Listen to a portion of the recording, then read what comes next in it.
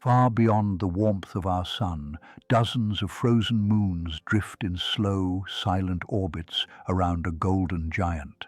Saturn, the ringed world, holds in its gravitational embrace a family of icy companions, each one a small frozen sphere with its own story. Tonight, we will travel through that distant cold, past glittering bands of ice and dust, to visit the moons that share this gentle, eternal dance.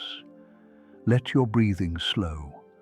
Let your thoughts settle like fine snow falling on a still lake. We are going somewhere very far away and very, very quiet. Welcome to Let's Learn While You Sleep. Tonight we drift outward, far past Earth, far past Mars and Jupiter, into the realm of the second largest planet in our solar system.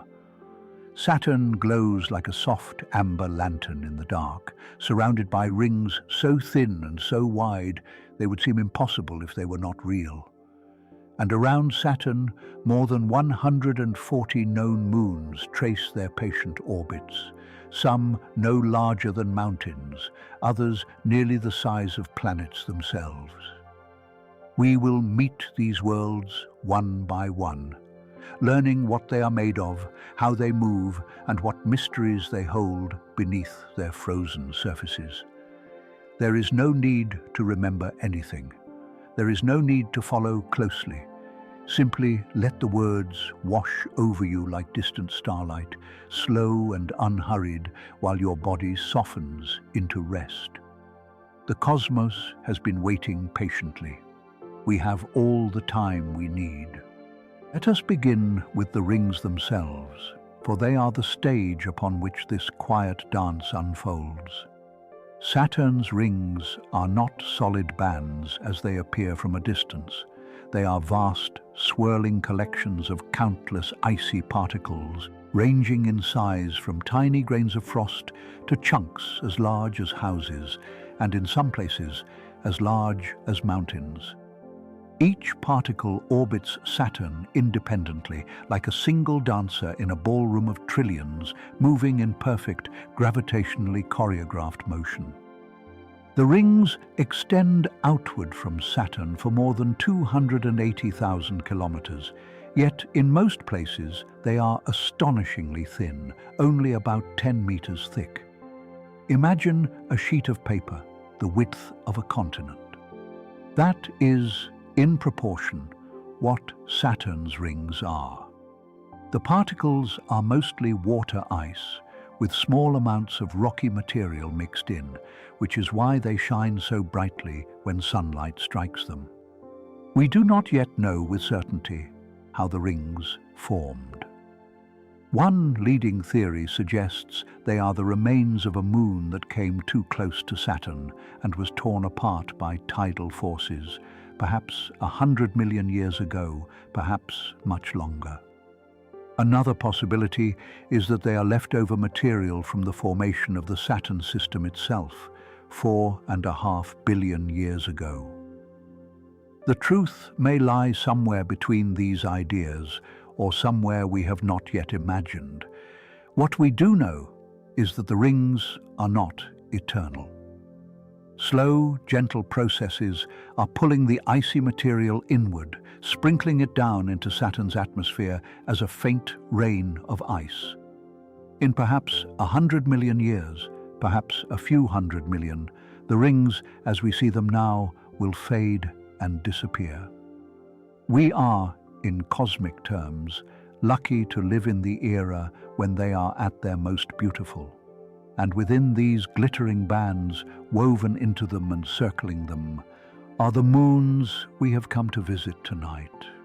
Among the smallest and most curious of Saturn's moons are those that live within the rings themselves. These are called the ring moons, or sometimes the shepherd moons, and they perform a quiet, essential role in keeping the rings ordered and structured. Consider for a moment a moon called Pan. Pan is small, only about 28 kilometers across, and it has a strange, ridged shape that resembles a flying saucer or a walnut. It orbits Saturn within a gap in the rings called the Inky Gap, sweeping up ice particles as it goes, keeping the gap clear by its very presence. Its unusual ridge is thought to have formed from ring material slowly accumulating along its equator over long stretches of time, like snow gathering on a windowsill. Then there is Daphnis, smaller still, only about 8 kilometers across, which orbits within another gap called the Keeler Gap. As Daphnis travels, its tiny gravity tugs on the ring particles nearby, creating delicate waves that ripple outward in slow, rhythmic patterns. From a great distance, these waves look like soft scallops carved into the edge of the rings, a quiet signature of the little moon's passing. And there are Prometheus and Pandora, which guard either side of a thin ring known as the F ring. They are sometimes called the shepherd moons because their gravity helps to herd the ring particles, keeping the F ring narrow and constrained, though we now know their interactions are more chaotic than once believed. The F ring twists and braids in ways that still puzzle scientists, with strands that knot and separate over the course of weeks. These small moons, no larger than a small city, perform their work in absolute silence, in temperatures hundreds of degrees below freezing. They have done so for perhaps hundreds of millions of years. They do not know they are shepherds. They simply orbit, as they always have, sculpting the rings with patient, unconscious grace. Beyond the rings, in slightly wider orbits, lie the inner mid-sized moons, and the first of these we will visit is Mimas. Mimas is a small, round, frozen world, about 396 kilometers across, and it is famous for one striking feature. On one side of Mimas, dominating nearly a third of its surface, lies an enormous impact crater called Herschel. The crater is about 130 kilometers wide, with a great central peak rising from its floor. From certain angles, this crater gives Mimas a haunting resemblance to the Death Star from a well-known science fiction film, a coincidence that delighted scientists when the Cassini spacecraft sent back its first detailed images. The impact that created Herschel must have been catastrophic, very nearly enough to shatter the moon entirely. Faint fractures can be seen on the opposite side of Mimas, possibly shock waves from that ancient collision still recorded in its icy crust. Mimas is composed almost entirely of water ice, with only a small rocky core, which is why it is so pale and reflective in sunlight. And yet, there is a deeper mystery. Recent measurements of how Mimas wobbles in its orbit have led some researchers to propose that beneath its solid, icy shell, there may be a hidden ocean of liquid water. This idea remains debated, but if it is correct, Mimas would join a growing list of small worlds in our solar system that conceal liquid seas beneath their frozen exteriors. Imagine it. A moon no larger than the British Isles, drifting through the cold dark, holding within itself a quiet ocean that has never seen the sun. We do not yet know what, if anything, might exist in such a sea. We do not yet know whether the warmth required to keep it liquid comes from tidal flexing, from radioactive decay, or from some other source we have not fully understood. For now, Mimas keeps its secret, orbiting in patient silence, the great eye of Herschel, forever turned toward the rings. And now we arrive at perhaps the most surprising of all Saturn's smaller moons, a tiny world that has rewritten what scientists thought possible at such great distances from the Sun. Her name is Enceladus. Enceladus is only about 500 kilometers across, smaller than the state of Arizona. and at first glance she appears to be simply another smooth, icy sphere drifting in the cold. But Enceladus holds an extraordinary secret.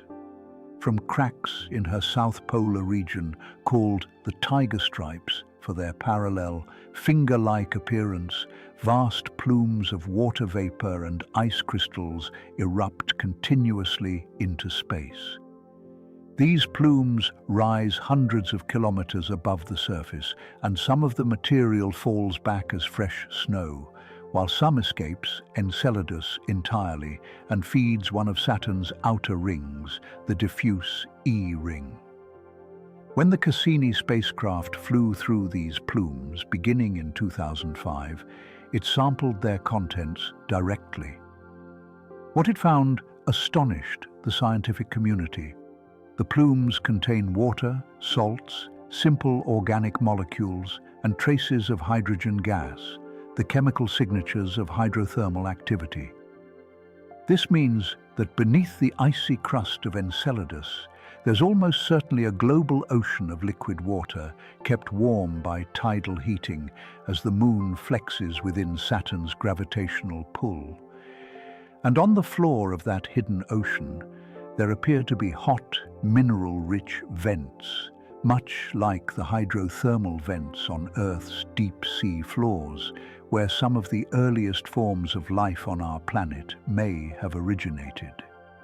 Enceladus is therefore considered one of the most promising places in the entire solar system to search for life beyond Earth. We do not know whether anything lives in that dark, distant ocean. We do not know whether the conditions, while chemically promising, have lasted long enough for life to arise.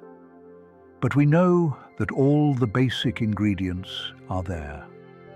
A little frozen moon, far from the sun, sending plumes of seawater into space, whispering quietly to anyone who might be listening that the universe is more generous and more strange than we once imagined. Let us drift now to the larger mid-sized moons, those quiet, frozen worlds whose surfaces tell stories written in ice across billions of years. Tethys is one of these, a sphere of nearly pure water ice, roughly 1,060 kilometers in diameter, gleaming pale and gentle in Saturn's distant sunlight. Across its frozen face stretches a vast canyon known as Ithaca Chasma, a fracture some 2,000 kilometers long, cutting nearly 3/4 of the way around the moon. Scientists believe this scar may have formed when Tethys's interior froze and expanded long ago, cracking the crust as a glass might crack when chilled too quickly. And on its leading hemisphere rests Odysseus, an enormous impact crater spanning roughly 450 kilometers, nearly half the diameter of the moon itself. Such a collision should have shattered Tethys entirely, and yet somehow it did not. The ice flowed, the crater settled, and the moon continued its silent orbit, bearing this great circular wound like a memory pressed into snow. Tethys shares its orbit with two small companions, Telesto and Calypso, tiny irregular bodies riding the gravitational sweet spots that astronomers call Lagrange points, 60 degrees ahead and 60 degrees behind. They drift there as if held in place by invisible hands, never catching Tethys, never being caught, locked into a slow celestial choreography that has continued undisturbed for perhaps billions of years. Consider for a moment what such patience looks like, three worlds turning together, never speaking, never touching, simply present in the same shared rhythm. Above them, Saturn looms enormous, its bands of cream and gold turning so slowly that an observer standing on Tethys would scarcely perceive any change at all. The rings, viewed nearly edge-on from this distance, become a thin, bright line bisecting the sky, a luminous thread stitched across the dark.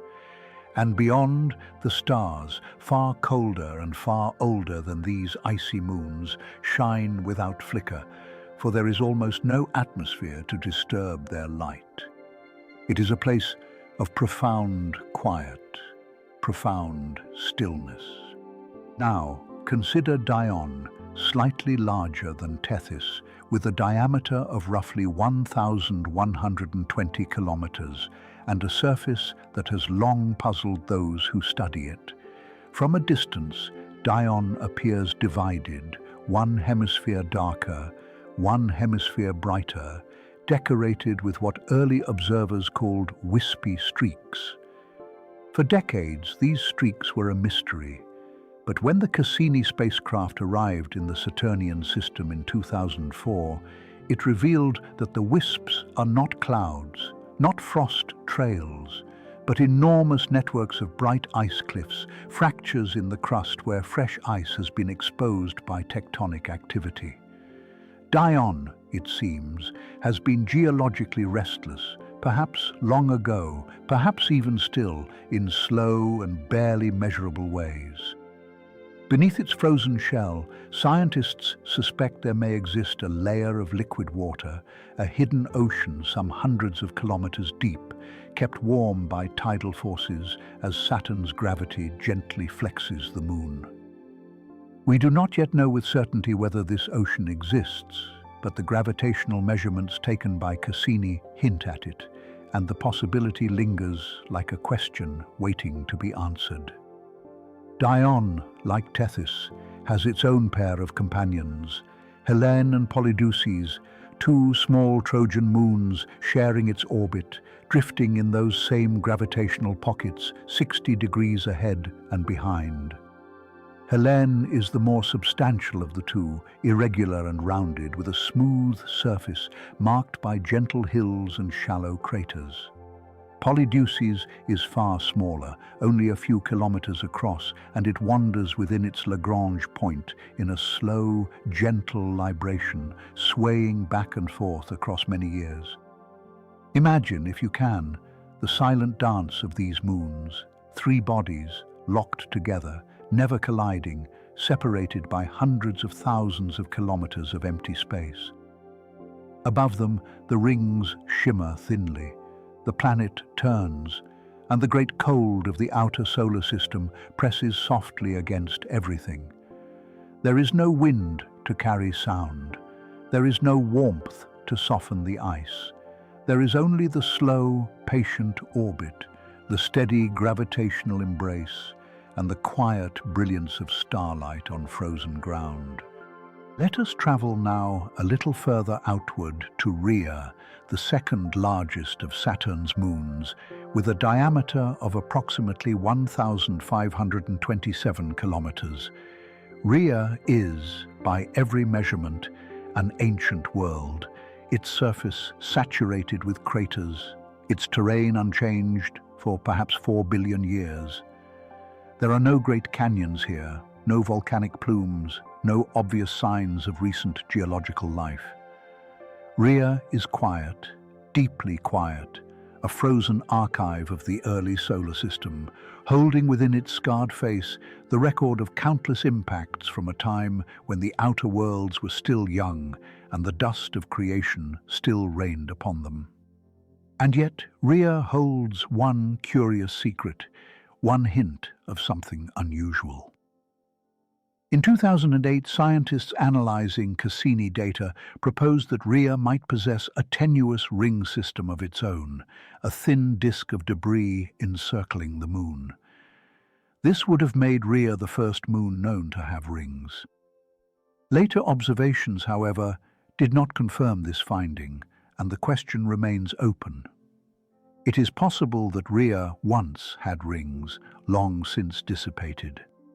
It is possible that small clusters of debris orbit it still, too faint for our instruments to clearly resolve. Or it is possible that the original signal was misinterpreted, and Rhea is simply a ringless world. Science, in its honesty, leaves the question hanging like a soft mist. Rhea also possesses a thin exosphere, an extraordinarily faint envelope of oxygen and carbon dioxide detected by Cassini in 2010. The molecules are stripped from the Moon's icy surface by charged particles streaming from Saturn's magnetosphere, and they linger briefly before drifting away into space. It is not an atmosphere one could breathe, not even an atmosphere one could feel, but it is an atmosphere nonetheless, a delicate trace of chemistry above an ancient frozen shell. Imagine standing on Rhea, looking up. Saturn would fill nearly 30 degrees of sky, vast and banded and silent.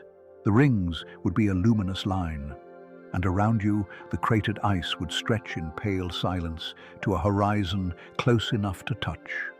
And now we come to Iapetus, perhaps the strangest of all Saturn's moons, a world so peculiar that the astronomer Giovanni Cassini, who discovered it in 1671, could only see it from one side of Saturn, never from the other. He correctly deduced, with extraordinary insight for his time, that one hemisphere of Iapetus must be far darker than the other. He was right. Iapetus is a moon of two faces.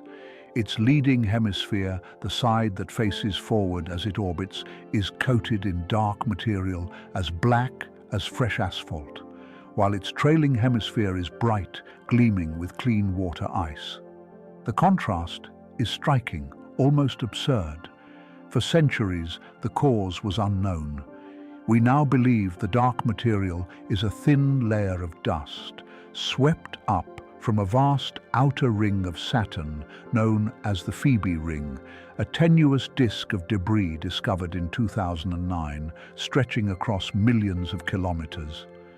As Iapetus moves through this faint cloud of dust, the leading face collects the darker particles, which absorb sunlight, warm slightly, and cause the underlying ice to sublimate away, leaving the dark coating behind. The bright trailing side, meanwhile, continues to gather fresh frost from the migrating water vapor. It is a slow, self-reinforcing process, and it has painted Iapetus in two contrasting tones over the long ages. Iapetus also possesses something even stranger, an enormous ridge of mountains running almost precisely along its equator, some 20 kilometers tall in places, more than twice the height of Mount Everest. The origin of this equatorial ridge remains genuinely uncertain. Some researchers propose it formed when Iapetus, spinning rapidly long ago, flattened slightly and froze with an equatorial bulge. Others suggest it is the remnant of an ancient ring that collapsed onto the Moon's surface. We do not yet know. What we know is that Iapetus orbits far from Saturn, more than 3.5 million kilometers away, and that it takes nearly 79 days to complete a single orbit, drifting slowly through the dark, half-black, half-white, crowned with mountains. Let us drift now toward Hyperion, a moon unlike any other in the known solar system, a world that tumbles chaotically as it orbits Saturn. Hyperion is irregular in shape, measuring roughly 360 kilometers across at its widest point, and its surface is so deeply pitted, so riddled with craters and dark hollows, that it has been compared to a vast cosmic sponge drifting silently through space. Its density is remarkably low, only about half that of water, which suggests that Hyperion is largely porous, perhaps half empty inside, a fragile lattice of ice and rock held together by the gentlest of gravitational embraces. And here is what makes Hyperion truly extraordinary. Unlike most moons, which rotate in a predictable, locked rhythm with their planet, Hyperion tumbles. It does not spin neatly on a single axis. Instead, current evidence suggests that its rotation is genuinely chaotic, shifting unpredictably as it travels through space. influenced by the gravitational tug of nearby Titan and the irregular shape of its own body. If you were standing on Hyperion's surface, the sun and stars would wheel across the sky in patterns that never quite repeated, a slow and silent kaleidoscope of light and darkness. The Cassini spacecraft, which studied the Saturnian system between 2004 and 2017, captured stunning images of Hyperion during its close flybys, revealing those deep, sharp-edged craters that give the Moon its unmistakable sponge-like appearance. Scientists believe these unusual features may form because Hyperion's low gravity and porous structure cause impacts to compress the surface inward rather than blasting material outward as on denser worlds. The dark material lining the floors of these craters is thought to be similar to the dark dust that coats parts of Iapetus, possibly composed of complex hydrocarbons and tholins. Somewhere in that endless tumble, that gentle drifting, Hyperion continues its strange and beautiful dance, a porous world of ice and shadow turning slowly through the rings of time, a moon that tumbles through the dark without rhythm, without pattern, simply moving as the universe asks it to move. And now consider Enceladus, perhaps the most luminous and surprising of Saturn's moons, a small, icy world with a diameter of just over 500 kilometers, yet one that may harbor secrets more profound than any of its larger siblings. From a distance, Enceladus appears almost impossibly bright, reflecting nearly 100% of the sunlight that touches its surface, making it the most reflective body in the entire solar system. This brilliance comes from a coating of fresh, clean water ice, constantly renewed by a phenomenon that astonished scientists when it was first observed by the Cassini spacecraft in 2005. Near Enceladus's south pole, towering plumes of water vapor and ice particles erupt from long parallel fractures in the surface, fractures that scientists have come to call the tiger stripes. These plumes shoot hundreds of kilometers into space, feeding directly into Saturn's diffuse E-ring, and they suggest something remarkable lies beneath the icy crust. Current evidence strongly indicates that Enceladus harbors a global subsurface ocean of liquid water, kept warm by tidal forces as the Moon flexes under Saturn's gravitational pull.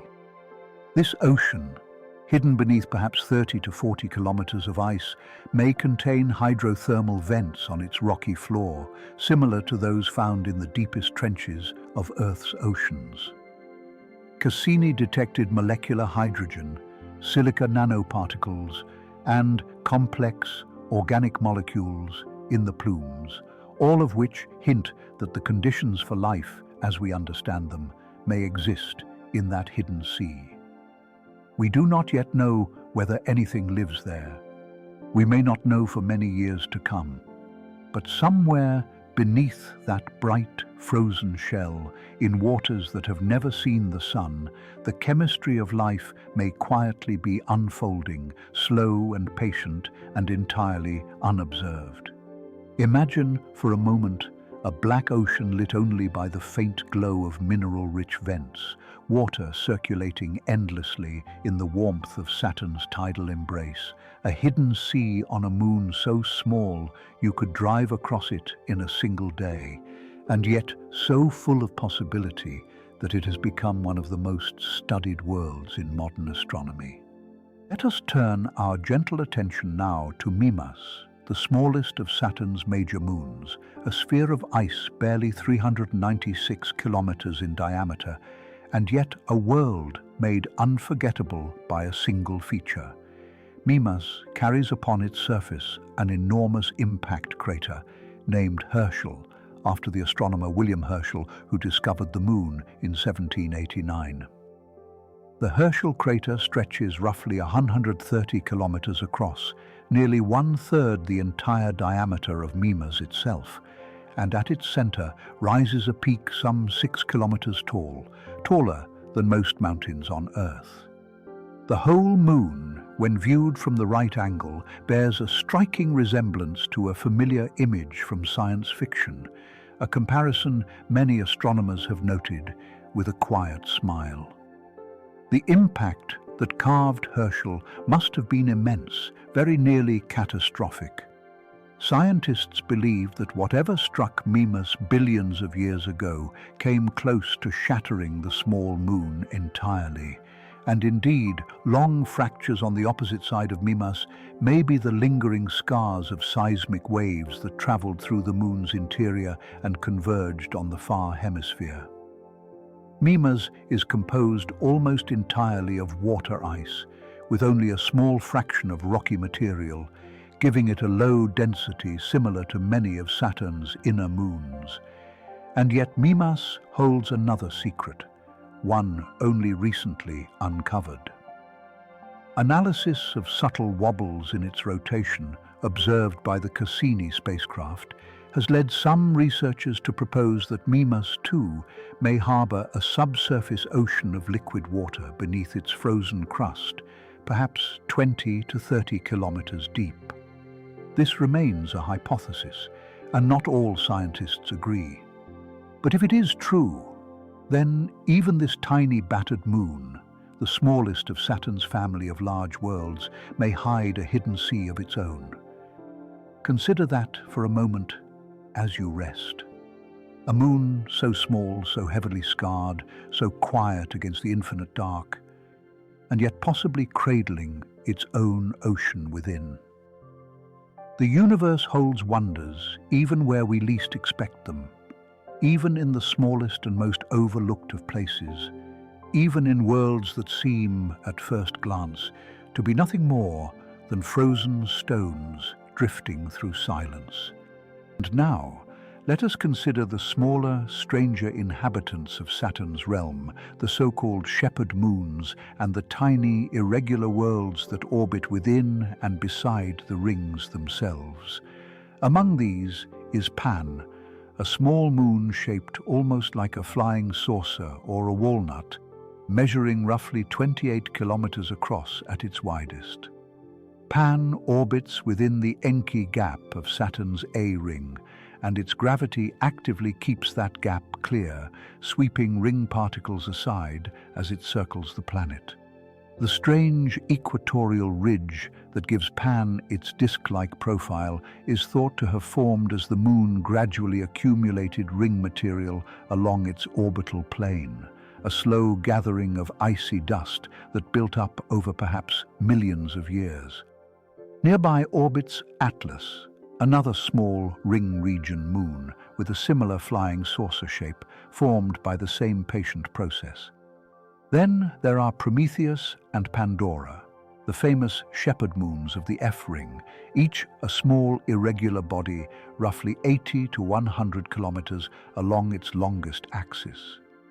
Prometheus orbits just inside the F ring, while Pandora orbits just outside, and together their gravitational influence sculpts and constrains the narrow, twisting ribbon of ice that lies between them. The F ring itself is one of the most dynamic and beautiful structures in the solar system, full of clumps and braids and shifting strands, all shepherded by the quiet gravitational dance of these two small moons. Beyond these inner workers, Saturn possesses a vast collection of irregular moons, most quite small, many only a few kilometers across, captured long ago from the outer reaches of the solar system. As of the most recent counts, Saturn is known to have well over 140 confirmed moons, more than any other planet in our solar system, though many are mere fragments, dark and silent, drifting in distant inclined orbits.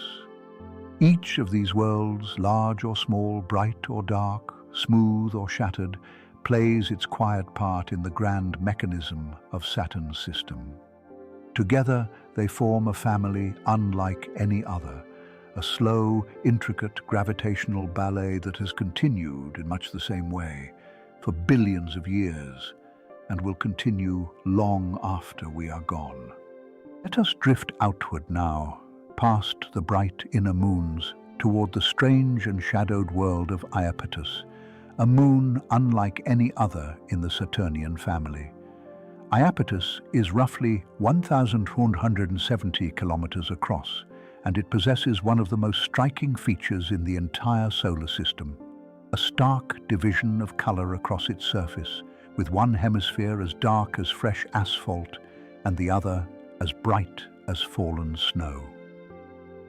This two-toned appearance puzzled astronomers for centuries, ever since Giovanni Cassini first observed it in 1671 and noticed that the moon seemed to vanish on one side of its orbit.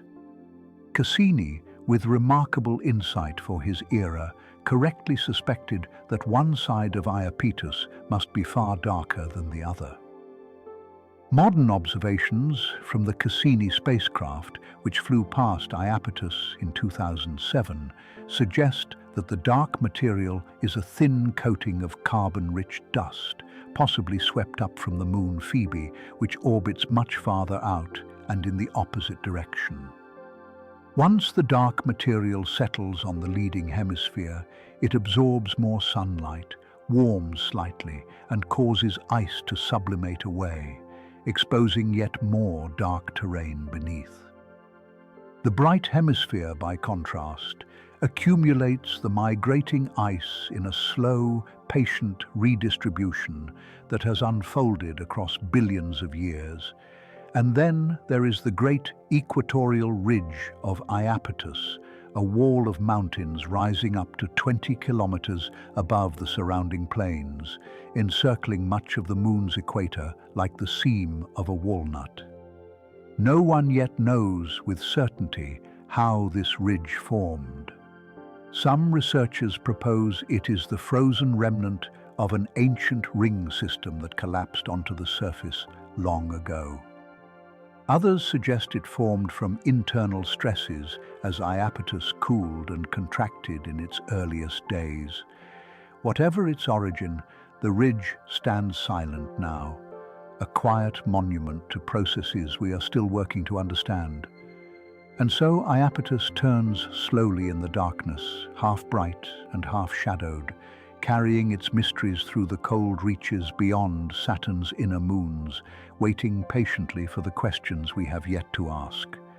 And now, let us turn our quiet attention to Hyperion, perhaps the most peculiar moon in the entire Saturnian system, a world that defies the gentle order we expect from celestial bodies.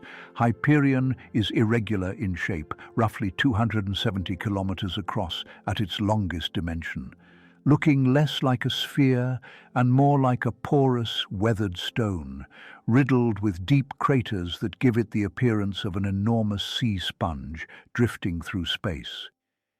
Its surface density is remarkably low, only about half that of water, which suggests that Hyperion is largely hollow inside, a loose aggregation of ice and rock with vast empty spaces threading through its interior. When meteorites strike such a porous body, they tend to compress the material rather than excavate it, which may explain the moon's deep, sharply rimmed craters that seem to pierce inward rather than spread outward. But perhaps the strangest feature of Hyperion is the way it tumbles. Unlike nearly every other moon in the solar system, Hyperion does not rotate in a stable, predictable manner. Instead, it spins chaotically, its axis wandering unpredictably as it travels along its orbit, so that no observer could ever say with confidence which face of the moon will be turned towards Saturn at any given moment in the future. This chaotic rotation arises from the combination of Hyperion's irregular shape, its elongated orbit, and the gravitational tugs it receives from the much larger moon Titan, with which it shares a 4-to-3 orbital resonance. Mathematicians and astronomers find Hyperion fascinating precisely because it is one of the few large objects in our solar system known to exhibit truly chaotic motion, a real-world example of the unpredictable dynamics that mathematicians had long predicted in theory. And so, Hyperion tumbles on, end over end, sponge-like and silent, never settling, never repeating, a small chaotic dancer in a system otherwise governed by the steady rhythms of gravity. There is something deeply soothing in the thought of it, this little world that has no schedule, no fixed face, only the endless, gentle improvisation of its slow somersaults through the dark. And so we pause here, drifting in the soft cold beside Enceladus and her quiet plumes, the rings of Saturn arcing pale gold across the sky above us. We have traveled a long way tonight, past the swirling icy bands, past the small shepherd moons sculpting their patient patterns, past Mimas with her great staring crater, and finally to a tiny world that may, in its hidden sea, hold the simplest beginnings of something alive. There is more to learn, of course. Many more moons wait in their slow orbits, each one carrying its own story, its own frozen landscapes, its own gentle mysteries. But for now, let the cosmos hold you. Let your breathing slow into the same long rhythm as the moons themselves, drifting, drifting, in patient circles around their golden giant. The universe is vast and quiet and full of wonder, and you are safe, here in the warmth of your own bed, while the icy worlds continue their dance, far away in the dark. If your mind is still gently awake, simply let it rest now. Tomorrow night we will travel further out to the great moon Titan with her amber skies and rivers of liquid methane, and to icy Iapetus, the moon of two faces. Thank you for spending your night with Let's Learn. While you sleep, subscribe and come back tomorrow night. We'll be here. Sleep well.